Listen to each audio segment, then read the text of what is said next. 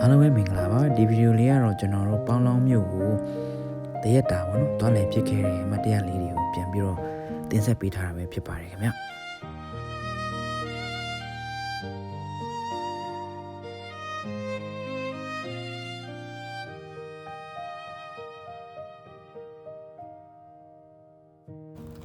ဒါပါတော့တာเข้าဖြစ်ပါတယ်တော့เข้าပြီပါတော့တော့အခုအိညာရောတရရောလွဲဟာကြုံ အမေကလည်းအိနေဆိုအမေစားရကြတယ် မုံငါလောက်တာတော့ပြောတာလေနော် ဟာမိုက်ဆိုင်လဲရတယ် ကျွန်တော်ဒီပေါင်းလောင်းမြို့ရဲ့အလေ signature တော့ဝတ်တာဖြစ်ပါတယ်တော့ဝတ်တာခောက်တုပ်ပေါ့နော် ဟောပြင်းပြင်း ကားရဆွေးလာတယ် ဒါကတော့တော့ဝက်တာကိုမငင်းရှင်နဲ့ချက်ထားတာပဲဖြစ်ပါတယ်ခင်ဗျ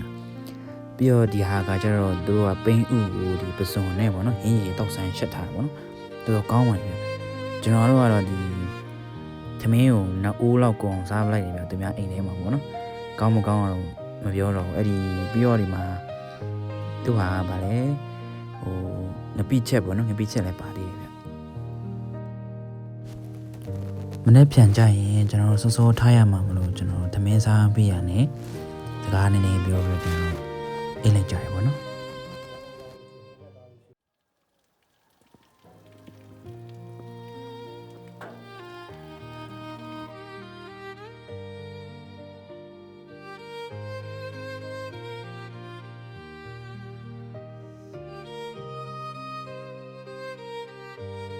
ပြင်လဲတော့မှာဖြစ်ပါရဲ့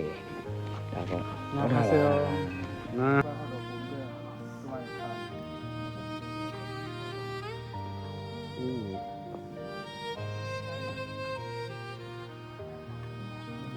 ဒီကတော့ကျွန်တော်တို့ဒီမှာအိတ်ခဲ့တာဖြစ်ပါတယ်။အခုတော့ကျွန်တော်တွားတော့မှာပေါ့နော်။ဒါကတော့ မနေ့စောတီးနေရတဲ့တိမ်ပုံစံပါ အေး တန်တဲ့နှိမ့်လို့တော့မဖြစ်ဘူးထိုင်လို့စောထားမှာမဟုတ်ဘူး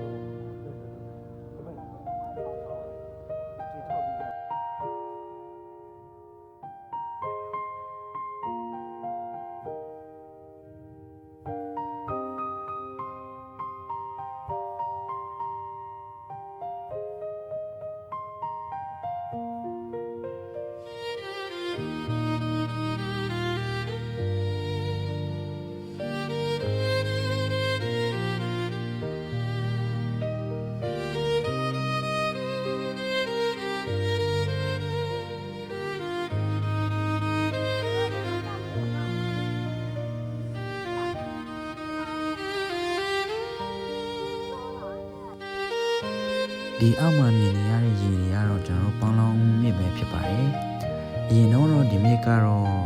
ဒီလိုမျိုးကြီးမနေဘူးပေါ့နော်။တို့တွေလည်းရေအားလက်ဆင့်ဆိုတာပါလားစီမံကိန်းတွေအကြီးလုံးလိုက်တော့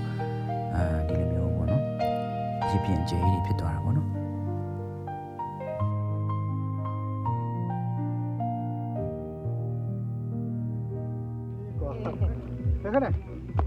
တိမ်ပင်လေတော့ဒီနေ့ကတိမ်ပင်လေမဖြစ်ဘူးပေါ့နော် ဒီတိုင်ပြန်တိုင်မထားပါဘူး